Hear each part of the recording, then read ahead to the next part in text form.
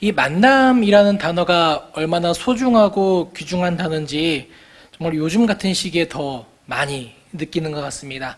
서로 만나서 이야기도 나누고 싶고, 서로 만나서 맛있는 차 한잔 나누면서 어떻게 지내는지 좀 삶도 함께 나누고 싶은데, 그렇게 할 수 없는 이 지금을 살아가는 것이 조금은 답답하기도 하고, 빨리 이전의 일상이 회복되어져서 서로의 삶도 함께 나누고 서로의 신앙도 함께 나눔으로 성장해 나가는 그날이 빨리 올 수 있기를 소망합니다. 여러분, 우리의 만남이라는 것은요, 노래 가사에도 있듯이 우연은 없는 겁니다. 이 자리에 함께 모인 우리는요, 어쩌다가 일상 가운데 살아가다가 이 자리에 그냥 모인 사람들이 아니라는 겁니다. 여러분이 이렇게 교회에 나와 있는 것도 우연이 아니고요, 또 한 공동체에서 교우로 성도로 살아가는 것도 우연이 아니다라는 겁니다. 이 모든 것은 하나님의 크신 계획 가운데 있는 겁니다. 먼저는 하나님께서 우리를 예수 그리스도를 통해서 만나 주셨고요, 또 이 공동체로 하나님이 인도해 주신 거고, 또 이 공동체 가운데 서로 교제하며 예배하며 살아가도록 하나님이 우리와 함께 하신다라는 겁니다. 여러분, 즉 여러분 옆에 지금 앉아 계신 분들은 그냥 우연히 시간이 돼서, 기회가 돼서 앉아 있는 게 아니라 하나님의 크신 계획 가운데 여러분과 함께 하고 있는 아주 소중하고 귀한 사람들이다라는 겁니다. 자, 우리 옆에 계신 분들 한번 좀 바라보실까요? 우리 옆에 계신 분들 좀 바라보시면서 우리 이렇게 고백하겠습니다. 하나님께서 우리를 불러주셨습니다. 이렇게 고백하겠습니다. 하나님께서 우리를 불러주셨습니다. 아멘. 하나님께서 불러주신 모임이기에, 하나님이 불러주신 관계이기에 그만큼 귀한 것이고 소중한 것이고, 또 이 관계들을 통해서 하나님께서 우리 가운데 분명히 행하실 놀라운 일이 분명히 있음을 확신 가운데 믿음으로 취할 수 있는 여러분 되시기를 소망합니다.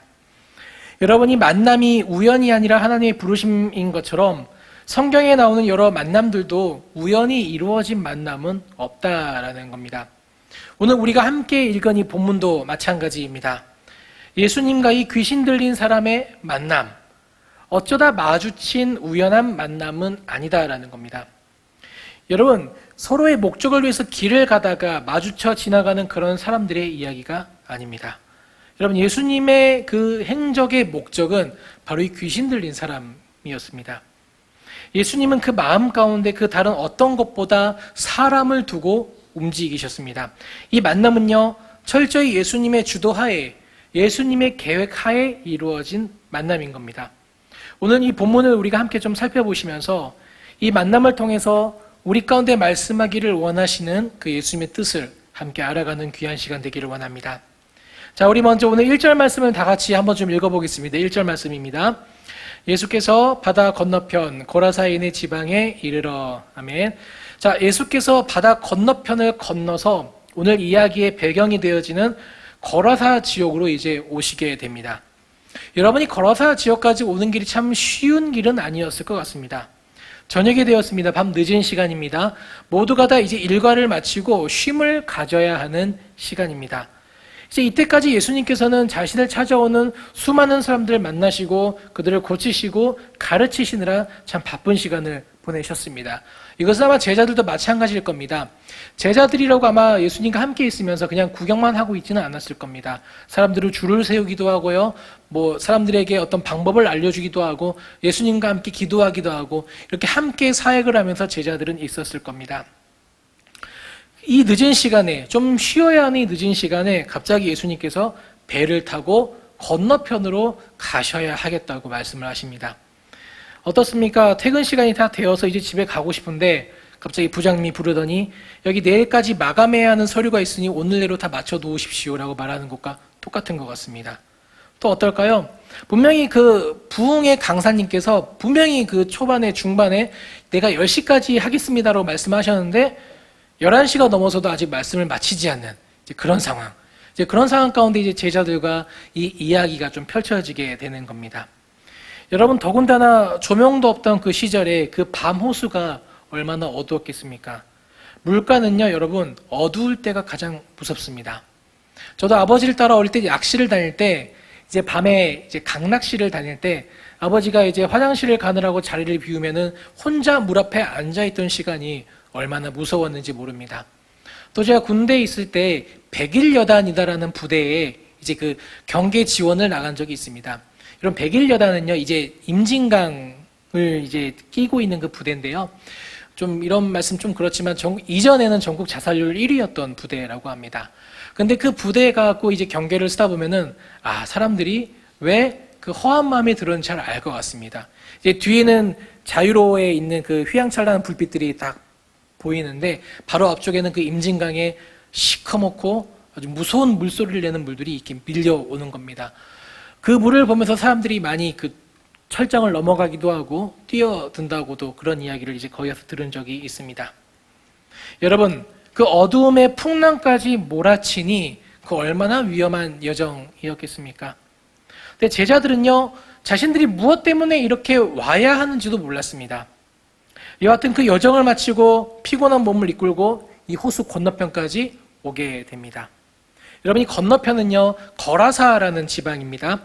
그리고 이곳은 크게 데가볼리라는 곳의 이제 일부입니다. 이런 마가복음 5장 20절을 보면요, 이제 나중에 이 고침받은 이 귀신 들린 남자가 이 데가볼리에 예수님의 말씀은 복음을 전했다라고 말씀하는 부분이 있습니다.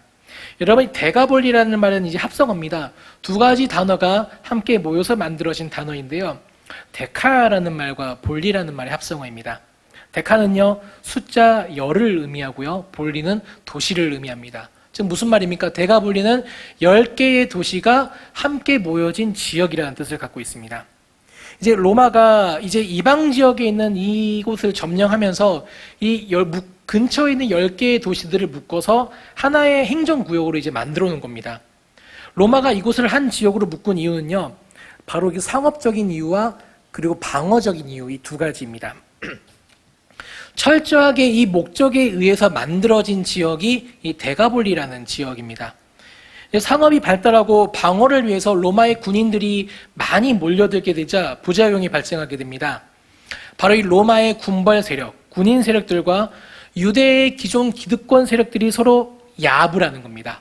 야합을 해서 그 도시에 있는 모든 기득권, 이득권을 그들이 취하게 됩니다.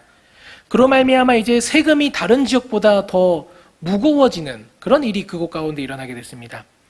그 세금이 무거워지게 되니까 어떤 일이 일어납니까? 그 지역, 데가볼리 지역 가운데 빈부격차가 매우 심해지게 됩니다. 가난한 사람들은 점점 더 가난해져서 그들이 거할 곳이 없을 정도까지 가난해지게 됩니다. 어디까지 가난해지느냐? 거할 곳이 없어서 무덤에 들어가 살 정도로 사람들이 가난해지게 되는 겁니다.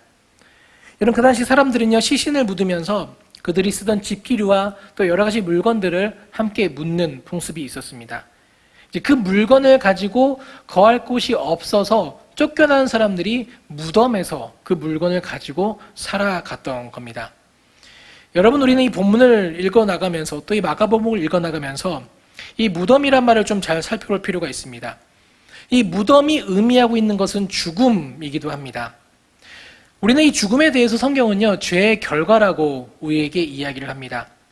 이 많은 사람들이 이 무덤에 거할 수밖에 없는 상황, 즉 죽음 가운데 있을 수밖에 없는 이 죄된 상황이 이 데가볼리 거라사 지역에서 일어나고 있다라는 겁니다. 어떻습니까? 이 사회적인 잘못된 구조 때문에 사람들이 무덤 가운데 거하는 상황, 자신들의 삶에 더 이상 소망과 기대도 가질 수 없고, 그리고 그 누구도 그들의 어려움과 아픔을 돌보지 않아서 그대로 방치해버리는 일이 그 당시 이 데가볼리 중에서 어디요? 거라사 지역 가운데 아주 만연하게 일어나고 있었다라는 겁니다. 또한 로마 군대의 그 압제 가운데 신음하고 그 세금을 감당하지 못한 사람들이 내몰리게 되는 이 슬픈 현실이 이 거라사 지방 가운데 있었다라는 겁니다. 그런데 거라사 지역 가운데 누가 지금 찾아오신 겁니까? 바로 예수님께서 이 거라사 지역에 친히 찾아오셨다라는 겁니다. 가난과 폭거와 압제와 죽음이 가득한 그 땅 가운데 예수님께서 친히 찾아오신 겁니다. 우리 2절 말씀 우리 같이 읽어보겠습니다. 2절입니다. 시작. 배에서 내리심에 곧 더러운 귀신들이 사람이 무덤 사이에서 나와 예수를 만나니라. 아멘. 여러분, 예수께서 배에서 내리시고 누구를 만나게 됩니까? 더러운 귀신 들린 사람을 만나게 되었다라고 성경은 이야기를 합니다. 여러분, 이 더러운이라는 말은요, 성경에서 이제 귀신들이나 악한 영에 대해서 표현할 때 자주 쓰는 표현입니다. 이 말은 거룩, 성결이라는 말과 대립각에 있는 말이기도 합니다. 여러분, 이 거룩, 성결은요, 관계적인 표현입니다. 즉, 우리의 어떤 상태에 대한 설명보다 우리가 누구와 깊은 관계 가운데 있느냐를 나타내는 말이 이 거룩이요, 성결이다라는 말인 겁니다. 우리가 거룩하다, 성결하다라는 것은 그만큼 우리가 하나님과 깊은 관계 가운데 있다라는 의미를 가지기도 합니다. 그렇다면 이 더럽다는 말은 무엇입니까? 그와 반대로 하나님과 반대편에 있다. 즉 하나님을 대적하는 입장 가운데 있다라는 겁니다. 여러분, 우리는 흔히 이야기를 보면서요, 귀신 들린 사람이 예수님을 알아보고 빌기 위해서 나온 것이라고 생각할 때가 종종 있습니다. 그러나 이 장면은 자신의 그 힘의 영역, 그 거라사 지역, 이 어둠의 영이 가득한 데가볼리 지역을 빼앗기지 않기 위한 귀신들과 예수님의 영적 전쟁의 장면으로 볼 필요가 있다라는 겁니다.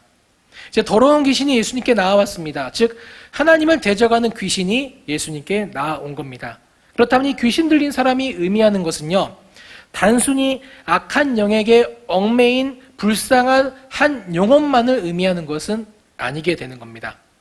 이 한 사람 뒤에 수많은 것들이 존재하고 있다는 것을 우리가 좀 볼 필요가 있습니다. 저기 귀신 들린 사람은요, 이 데가볼리 지역, 특히 이 거라사 지역의 어떤 영적 상태를 대변하고 있는 그런 사람인 겁니다. 여러분, 본문 3절을 보시게 되면은 이제 그 사람이 쇠사슬에 묶여 있었지만 그것을 다 끊어버리고 나온다라고 이야기를 합니다. 여러분, 사람을 쇠사슬로 묶어놓은 겁니다. 아무리 귀신 들렸다고 하더라도, 아무리 영적인 그런 어려움 가운데 처해 있다 하더라도 사람인데 그 사람을 지금 어떻게 처우하고 있습니까? 쇠사슬로 묶어놓은 겁니다. 분명 이 사람도 정상적인 삶을 살아가던 사람이었을 겁니다. 그 지역에서요. 가족과 함께, 이웃과 함께 일상을 누리고, 그리고 자신의 직업을 가지고 그 사회의, 거라사 지역 사회의 일원으로 살아가던 사람이었을 겁니다. 그러나 어느 날 악한 영의 지배를 받게 되고 스스로 통제력을 잃어버리고 그 영에게 모든 것을 빼앗겨 버리게 됩니다. 근데 어떤 일이 일어납니까? 그 누구도 이 사람을 돌보려고 하지 않는 겁니다. 그 누구도 이 사람을 긍휼히 여기지 않고, 그 누구도 이 사람을 불쌍히 여기지 않고 어떻게 합니까? 무덤에 방치시키고 그것도 모자라서 쇠사슬로 그 사람을 묶어 놓은 겁니다. 여러분, 우리는요, 뒤에 나오는 돼지떼에 대한 이야기를 잘 알고 있습니다. 돼지떼가 물에 다 들어가서 죽었을 때 그 지역 사람들이 보인 반응이 어떻습니까, 여러분? 한때 자신들과 함께 살아가던 그 사회의 일원이요, 혹은 자신의 이웃이었던 그 사람이 고침을 받았는데 정작 그들에게 중요한 것이 무엇입니까? 자신들의 돼지가 다 죽었다라는 것, 그것이 더 중요했습니다. 그 사람들에게는. 여러분, 돼지는요, 유대인들에게는 부정한 동물입니다. 그러나 로마에서는 부의 상징입니다. 이 돼지를 얼마나 가지고 있느냐, 또 그 돼지고기를 얼마나 마음껏 먹을 수 있느냐가 바로 그 사람의 부를 측정하는 기준이 되었었습니다. 부의 권력과 상징이 이 돼지인 겁니다. 언젠가 자신들과 함께 살았던 그 사람이 고침을 받았다? 이것은 그들에게 그 어떤 관심도 불러일으키지 못했습니다. 오직 그로 말미암아 돼지떼들이 다 죽었다는 것, 자신들에게 경제적인 손실이 발생했다는 것, 그것이 더 중요했습니다. 이 귀신 들린 사람의 이면에는 바로 이러한 이 지역의 영적인 어두움이 숨어 있는 겁니다. 사람이 중요하지 않다라는 겁니다. 한 사람의 영혼과 그 한 사람의 그 소중함이 전혀 찾아볼 수 없는 도시였습니다. 왜냐하면 그 도시의 목적 자체가 오직 자신들의 경제적인 유익을 위한 그 상업, 그리고 오직 자신들의 안위를 위한 방어를 위해서 세운 도시였기 때문에 한 사람 한 사람의 삶에는 관심이 없었던 겁니다. 그렇다면요, 그 관심 밖에 있는 사람들은 어떻게 되는 겁니까? 어떤 여러 가지 이유로 인해서, 여러 가지 상황으로 인해서 그 관심 밖에 놓여진 사람들은 어떻게 되는 겁니까? 무덤으로 내몰리는 겁니다. 무덤으로 내몰린다는 것은 죽음으로 내몰린다는 말과 같은 겁니다. 허나 오늘 본문은요, 실질적으로는 이 귀신 들린 사람의 이야기를 통해서 그 무덤, 그 죽음 가운데 속한 자들이 바로 이 데가볼리 지역에 살고 있는 그러한 경제적인 이득과 자신들의 안위만을 위하는 사람들임을 역설적으로 보여주고 있는 겁니다. 실제로 우리가 이 글을 읽어볼 때는 이 귀신 들린 사람이 이 무덤에 살고 있고 이 귀신 들린 사람이 문제처럼 보이지만 예수님께서 찾아가신 그 지역의 이면 가운데 숨어 있는 것이 무엇입니까? 그 사람이 그렇게 살 수밖에 없이 방치되어진 그 사회의 어떤 모순과 그 사회의 어떤 부조리들이 그 뒤에 숨어 있다라는 겁니다. 그래서 예수님께서 찾아다니셨던 그 지역을 성경은 어둠이 가득한 지역, 어둠이 세력이 가득한 지역이다라고 계속해서 설명을 하고 있는 겁니다. 자신들만의 삶을 위해서 이 귀신 들린 사람을 내어 쫓았지만 실질적으로 이미 그들이 이 귀신 들린 자와 같다라는 겁니다. 돼지가 인간의 가치를 대신하고 로마의 힘이 지배하여 약한 자가 가지지 못한 자는 쫓겨나고 묵힘당할 수밖에 없는 그 악한 영이 지배하는 삶의 형태가 그들 가운데 자리 잡고 있었다라는 겁니다. 여러분, 이 사람들의 결말이 무엇입니까? 우리 5절을 함께 좀 읽어보겠습니다. 5절입니다. 시작. 밤낮 무덤 사이에서나 산에서나 늘 소리 지르며 돌로 자기의 몸을 해치고 있더라. 이 사람의 결말이 무엇입니까? 자기의 몸을 스스로 해치고 파멸의 길, 사망의 길로 갈 수밖에 없는 그 길을 간 사람이 있고 또 많은 사람들이 그 길의 문 앞에서 어찌할 수 없는 상황 가운데 아파하고 있는 현실이 이 땅 가운데 있다는 겁니다. 여러분, 과연 이 이야기가 그 당시를 살아가던 그들만의 이야기일까요? 저는 오늘 이 본문을 묵상하면서 이 시대를 반영하는 수많은 뉴스들을 한번 생각을 해보았습니다. 서로의 삶을 돌아보지 않는 시대입니다. 서로의 삶을 좀 따뜻하게 품어주는 것이 무척이나 어려울 것 같은 시대입니다.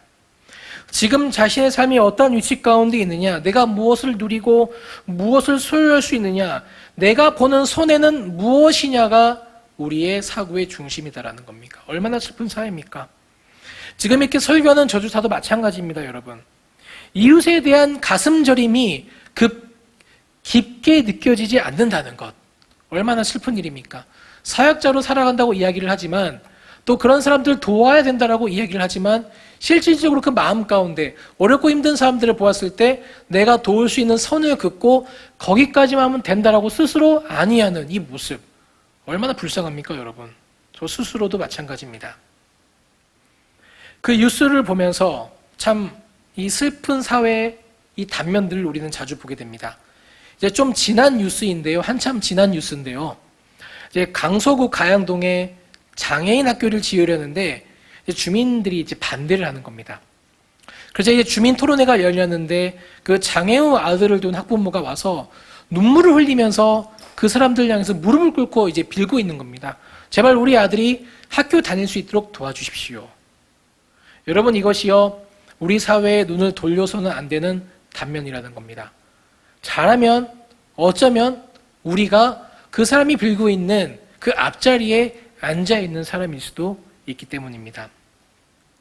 경제 논리에 묶여서 장애우들이 교육도 온전히 받지 못하는 그 현실, 약자에 대한 보호, 이웃에 대한 배려, 어렵고 힘든 자들의 그 삶보다 자신들의 경제적인 손실만 더 크게 보이는 모습, 과연 성경 가운데 예수님께서 찾아가셨던 그 지역의 모습과 지금을 살아가던 우리의 사회가 크게 다르다라고 우리는 말할 수 있을까요? 이 데가볼리 거라사 지역에 예수님께서 찾아가십니다. 그리고 그 귀신 들린 사람을 만나 주십니다. 그 만남은 예수님께서 주도하신 것이고 예수님께서 계획하신 겁니다. 우연히 길을 가다가 마주친 것이 아니다라는 겁니다. 저 호수 건너편에서 이곳까지 오직 한 가지 목적, 이 사람을 위해서 예수님께서는 찾아오셨던 겁니다. 아마 제자들은요, 그 폭풍을 지나가면서 아마 이렇게 생각했을 겁니다. 도대체 저 거라사 지역 가운데 어떤 사람이 있길래 예수님께서 이렇게 찾아가는가? 큰 힘을 가지고 있고 우리를 도와줄 수 있는 많은 능력을 가질 수 있고 많은 돈을 가지고 있는 그런 사람이 있기에 예수님께서 이렇게 가시는 걸까? 만약 우리가 이곳을 건너간다면은 그 사람이 우리를 보살펴 줄까? 그런 생각들을 제자들은 아마 했을 수도 있을 겁니다. 그러나 예수님께서 만나신 사람은 누굽니까? 그들이 생각했던, 그들이 추측할 수 있었던 그 지역에 돈 많은 사람도 아니고요. 그 제자들의 삶을 도와줄 수 있었던, 예수님께서 복음 전파를 좀 더 효율적으로 잘할 수 있도록 도움을 줄 수 있었던 그런 사람이 아니라 그 누구의 손도 잡을 수 없었던, 그 누구의 도움도 받을 수 없었던 그 사회 가운데 가장 연약하고 가장 비참한 현실 가운데 있던 사람을 향해서 예수님께서 나아가셨다라는 겁니다. 여러분께 예수님을 만난다라는 것, 단순히 마주침, 교훈, 가르침, 마음의 찔림, 감동, 이러한 것들을 말하는 건 아닙니다. 예수님을 만남으로 이 사람에게 어떤 일이 일어납니까? 전 인격적인 변화가 그 사람 가운데 일어나게 됩니다. 이전에는 진노의 자녀였지만, 이전에는 악의 권세 가운데 놓여 있었지만, 이제는 하나님의 자녀가 되어지는 놀라운 변화가 그 인생 가운데 일어나게 되는 겁니다. 이전에는 세상의 삶의 가치관대로 살아갔지만, 이제는 예수님의 가르침대로 살아가고자 하는 마음이 그 사람의 마음 가운데 생겨나기 시작한 겁니다. 내 삶을 지배하고 내 삶을 이끌어가는 그 주체가 바뀐 겁니다. 이전에는 경제 논리가 내 전 사고의 영역을 주관하고 힘의 논리와 모든 사람들과의 관계를 주관했다면은, 이제는 한 영혼, 한 생명에 대한 예수님의 그 태도와 자세가 나를 주관하기 시작하는 겁니다. 이것이 바로 예수님과의 만남을 통해서 우리 가운데, 또 그 사람 가운데 일어났던 일인 겁니다. 여러분, 하나님의 통치가 이루어지는 나라가 내 삶 가운데 저항할 수 없을 만큼 강한 힘으로 밀려 들어오는 것이 예수님과의 만남입니다. 단지 어떤 깨달음, 좋은 교훈을 들어서 나의 마음이 시원해지고 어떤 마음이 후련해지고 나의 감정을 어떤 쓰레기통에 집어넣듯이 그렇게 해결하는 것이 아니라, 정말로 거부할 수 없는 하나님 나라에 대한 강렬한 소망과 하나님 나라의 삶을 살아가고자 하는 그 강렬한 목표가 내 마음 가운데 밀려 들어오는 것이 예수님과의 진짜 만남이다라는 겁니다. 이 지역에 예수님이 들어가십니다. 그 지역에 하나님의 나라가 임하게 됩니다. 한 사람에게 들어가십니다. 그 귀신 들린 사람이 이제는 예수님의 말씀으로 말미암아 악한 영의 지배에서 해방되어지게 됩니다. 그리고 그 뒤에 어떻게 행동합니까? 우리 마가복음 5장 20절 말씀 우리 같이 한번 읽어보겠습니다. 시작. 그가 가서 예수께서 자기에게 어떻게 큰 일을 행하셨는지를 데가볼리에 전파하니 모든 사람이 놀랍게 여기더라. 아멘. 그 어둠의 영이 지배하던 데가볼리 지역에 예수를 전파하며 하나님의 나라를 확장해 나가는 귀한 일꾼으로 그 사람이 살아가게 된 겁니다. 그 경제 논리와 자기 만족과 안위로 가득 찬 도시, 그 데가볼리에 예수의 생명이 이 변화된 예수님과의 만남으로 말미암아 그 삶이 변화되어진 이 사람으로 말미암아 시작되어진다라는 겁니다. 하나님 나라 뭘까요, 여러분? 하나님 나라. 무엇인가 뒤집어지고 개혁이 일어나서 순식간에 무엇이 바뀌는 것, 그것이 하나님 나라일까요? 교회가 많아지고 교회를 다니는 사람들이 몇십만 명, 몇백만 명 늘어나는 것이 하나님의 나라가 임하는 걸까요? 예수를 온전히 만난 한 사람, 그 만남으로 말미암아 삶의 가치관이 변화되고 삶의 방식이 예수님을 닮아가는 사람으로 말미암아 하나님의 나라는 확장되어져 가는 겁니다. 예수께서 먼저 가족에게 알리라고 말씀하셨고, 그는 그것을 행하고 그와 가족이 그 데가볼리 지역, 그 거라사 지역에서 예수의 증인이 되는 겁니다. 경제 논리로 가득한 그 땅, 사람의 가치를 소중히 여기지 않는 그 땅, 그 누구도 이웃을 돌보려고 하지 않았던 그 땅 가운데 예수님을 만난 사람이 들어가게 되는 겁니다. 그리고 그 땅에 들어갈 수 있는 사람은요, 예수님을 만난 사람만이 들어갈 수 있는 겁니다.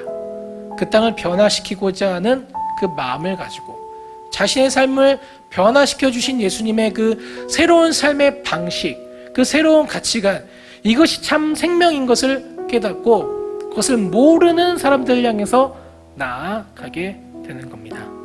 사랑하는 여러분, 여러분 어떻습니까? 예수님을 만나셨습니까? 만나셨습니까? 예수님을 만나셨다면은 그 만남을 통해서 여러분의 삶에는 어떤 일이 일어났습니까? 또 예수님을 만나셨다면은 여러분은 어디로 들어가셨습니까? 데가볼리로 들어가셨습니까? 아니면 그대로 무덤에 머물러 앉아 계십니까? 여러분, 우리를 통해서 하나님의 나라가 이 데가볼리와 같은 땅 가운데 확장되어질 겁니다. 냉혹한 세상이다라고 이야기를 합니다. 각박한 사회다 이야기를 합니다. 코로나19로 말미암아 더욱더 살기 힘들어진 사회다 이야기를 합니다. 맞는 것 같습니다. 그러나 그냥 맞다고 수긍만 하고 우리는 앉아 있어야 될까요? 예수께서 귀신 들린 삶과 같은 삶을 살아가던 우리를 만나 주셨습니다. 우리에게 새로운 삶을 주셨습니다. 그럼 우리는 어디로 나아가야 될까요? 이 데가볼리아 같은 세상 가운데 나아가서 예수님께서 나에게 어떤 일을 행하셨는지, 이 코로나19 어려운 상황 가운데서도, 이 어려운 상황 가운데서도 주님께서 나에게, 우리 가정에 어떤 일을 행하셨는지, 행하고 계시는지 담대히 알릴 수 있는 여러분 모두가 되어지시기를 소망합니다. 예수를 온전히 만나 예수의 가르침을 따르고 닮아가기 원하는 우리로 인해서 여러분의 가정과 우리가 서 있는 모든 것이 변할 겁니다. 그 일에 하나님께서 여러분을, 또 여러분 옆에 앉은 여러분과 함께하는 사람들을 분명히 사용하실 겁니다. 예수께서 우리의 작은 신음에 귀를 기울이시고 밝은 빛을 비춰주셨던 것처럼 우리도 이 귀한 만남을 소홀히 여기지 말고 세상의 가치가 아니라 하나님 나라의 그 가치로 서로를 대할 수 있는 우리가 되었으면 좋겠습니다. 예수님이 그 거린을 만나셨던 것처럼 나 또한 예수의 마음을 가지고 우리 주위에 이 험한 데가볼리아 같은 땅을 살아가는 그 사람들 향해서 손을 뻗고 그 사람들을 다시 한 번 더 세워주고 우리 마음속에는 예수님의 그 마음을 흘려보낼 수 있는 우리 모두가 되어지기를 소망합니다. 그래서 여러분을 통해서 하나님의 나라가 여러분의 가정 가운데, 여러분의 직장 가운데, 여러분이 서 있는 모든 곳 가운데 아무리 힘들고 어려운 상황일지라도 그 누가 보더라도 여기에 하나님이 계시는구나, 여기에 하나님이 임재하시는구나 알 수 있는 그런 일들이 일어나기를 소망합니다. 우리 함께 기도하겠습니다.